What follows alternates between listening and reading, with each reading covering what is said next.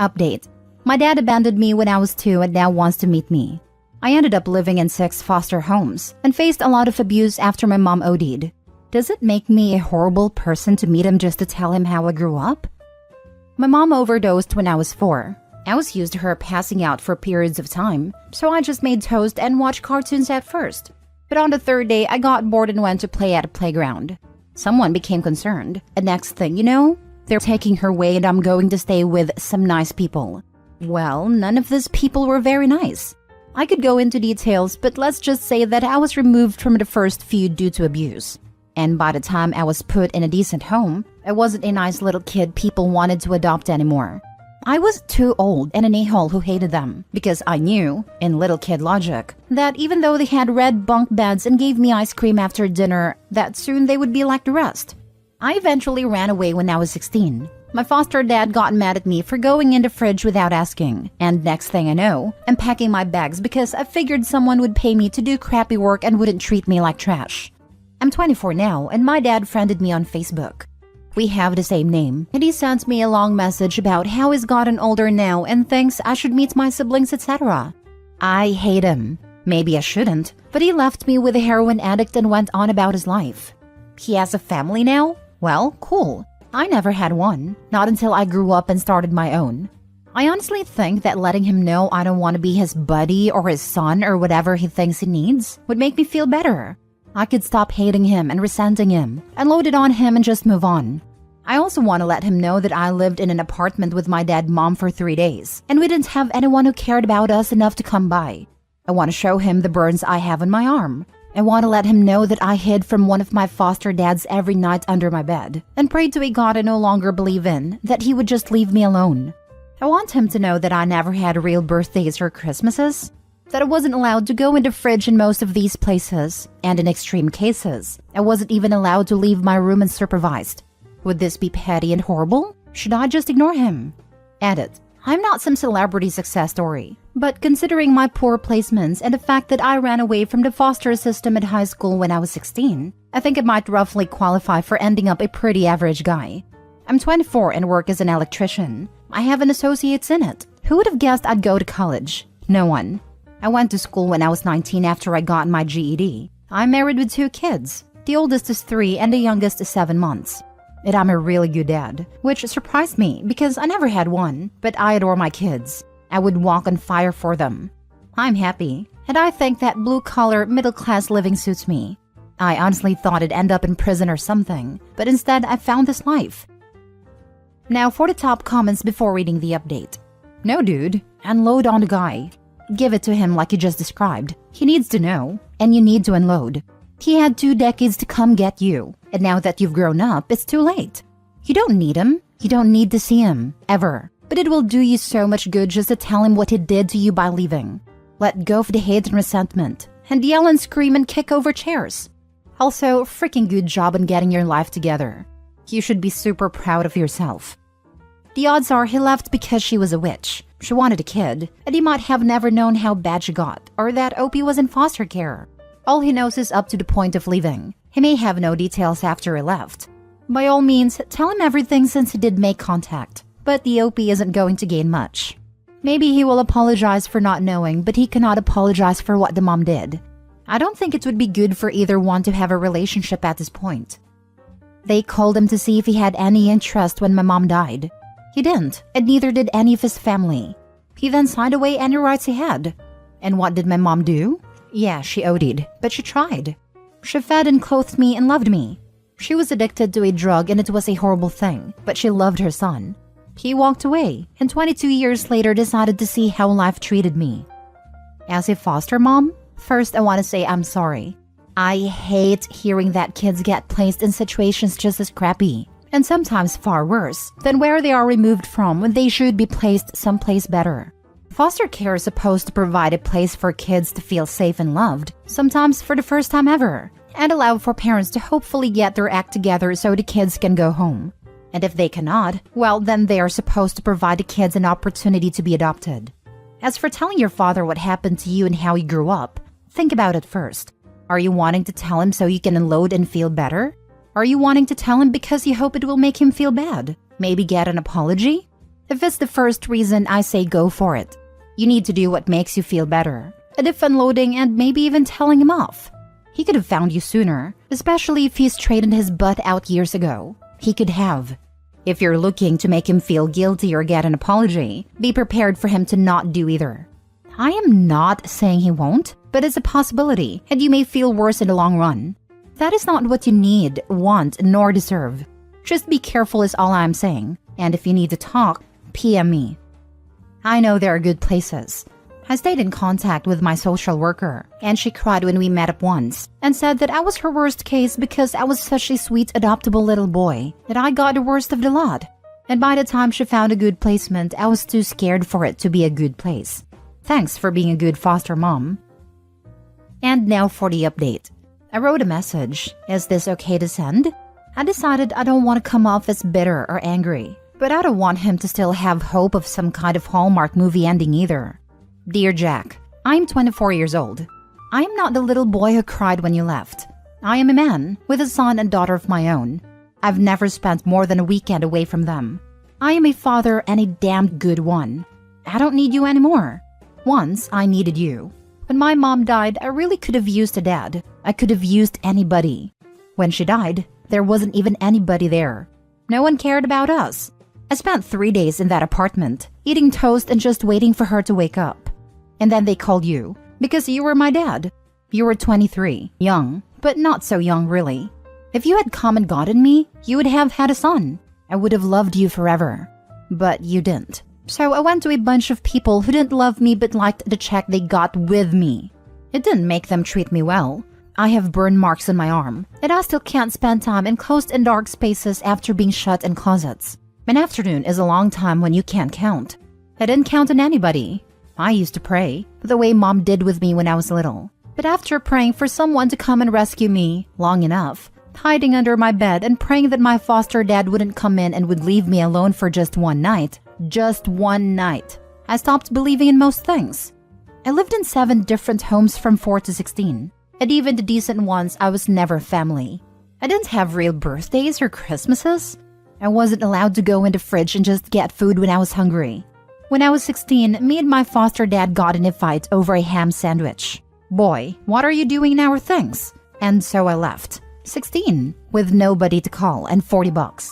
I just walked away with a backpack. Anything could have happened to me. But I made it. I'm a man now, and I don't need you.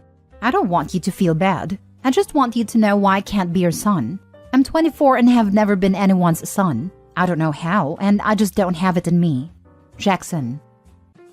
Send him that letter. He needs to know that he failed. You did a great job writing this. He already knows, but I'm up for shaming bad parents any day of the week. He already knows and he is contacting him because he feels bad and wants forgiveness. In reality, he is the same egotistical a-hole. Once abandoned his son and now wants peace of mind because he can't sleep. Exactly this. My father's mother abandoned him and my 2 uncles when my dad was 5 and my uncles 3 and 18 months. Then my grandfather died when my dad was 11. That woman wouldn't have anything to do with her 3 sons. So they ended up with some distant relatives and were sort of okay. But she didn't give a damn. Fast forward 20-ish years to when my dad was about 33. She found God and called him out of the blue and said if God can forgive her, so can my dad.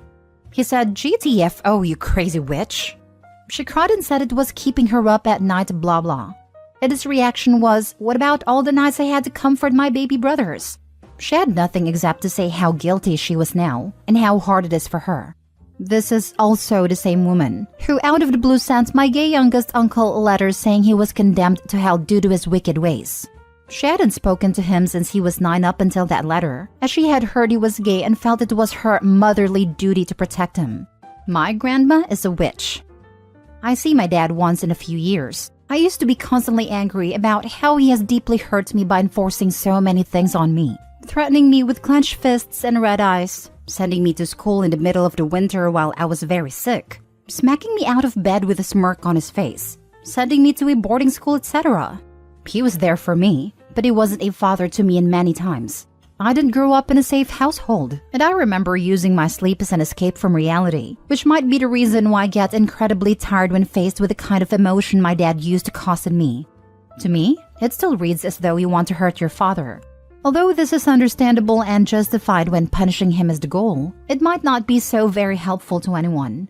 The reasons for deep anger are always very good. Pain can be very deep and powerful. Certainly if this pain comes from your childhood, a phase in your life in which you are most vulnerable and you need caring and love more than any other time of your life. But think about a mental state in which you would abandon your own kids. Think about the confusion, the anger and despair, the helplessness and pain required to do such things. Consider the regrets and the guilt it would cause. The always nagging feeling in the back of one's mind about a son walking around there somewhere. What do you know about the root causes of his behavior? Was he himself abandoned as a child? From what I've heard, my father was mistreated even a lot worse than me. At a certain moment in my life, I learned to see the hurt and lonely child in him, and that made a big difference. You know what's best for you, of course, but have you considered what would be the most courageous, elegant, and healing thing to do for everyone involved? If someone told you a story like your own, what would be the very best advice you could give that person? Again, I don't know you or your father, and I don't know what's best for you. I choose to see my father once in a while, preferably to go for a long walk in silence, just to be with him as the person he is, not the person he was, the person he should or could be. Just me and him, enjoying nature and one another's company, as human beings, without power struggles, without fear or anger, just to be together in an uncomplicated way. It took many years to get there, and it isn't always easy, but it's more than nothing and gives both of us peace of mind. I know how hard this is. I don't want to suggest that my solution is a good one for you as well. All I want to say is that there is always more space than we perceive. Blame and guilt are never useful in any scenario. I wish you all the best, that you may find the strength and wisdom to do the right thing, that you may live happily and be the best dad you can possibly be. Let the pain end in you. Let your family be a new beginning in what is perhaps a long line of pain, passed through the generations. Lots of love from one dad to another. When I was 3 years old, my mom, my sisters, 4 and 6, and I were thrown out of our house at the middle of the night by my father. From that day, we have been through many hardships, including severe poverty, suicide attempts, abuse, etc. We practically lived on the street in a third world country, with nothing and no one to help us, but we made it. Today's my birthday. I became 22 years old. A stranger called congratulating me. He said he is my father and he wants to meet me. This is why I can relate so much to the OP. And this is also why there is not even a cell in my body that could understand a man that calls me a son.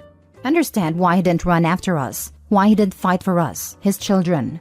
It's okay if he hated our mom, but we were his children, and mom couldn't provide for us while he could, yet he chose not to. You see, when you talk about his confusion and how he was lost, didn't know what to do, it all just makes me angry. Because how freaking hard it is to send money to your starving children. How much thought does it require? What could have been a legit excuse for him to turn away from us for 19 years?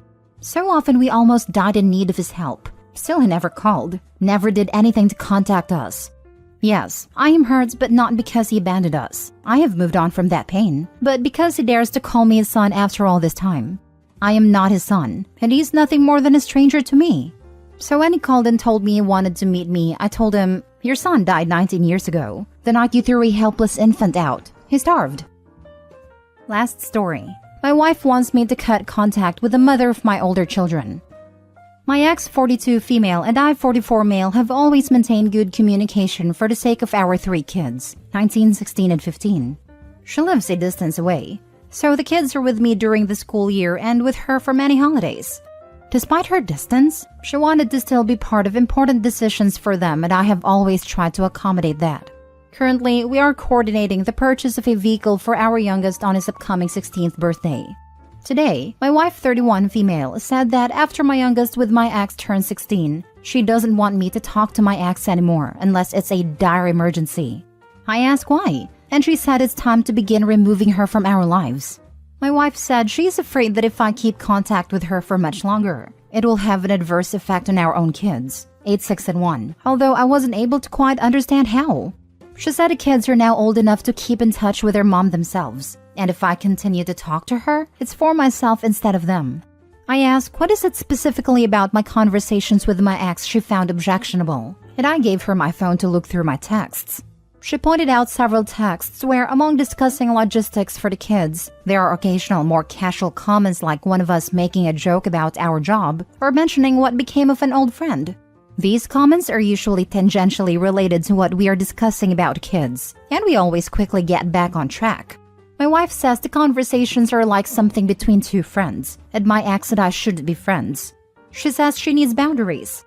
I ask if we could table the discussion so I could think. I have several concerns. I don't want to upset my kids. I don't want to ruin my good co-parenting relationship.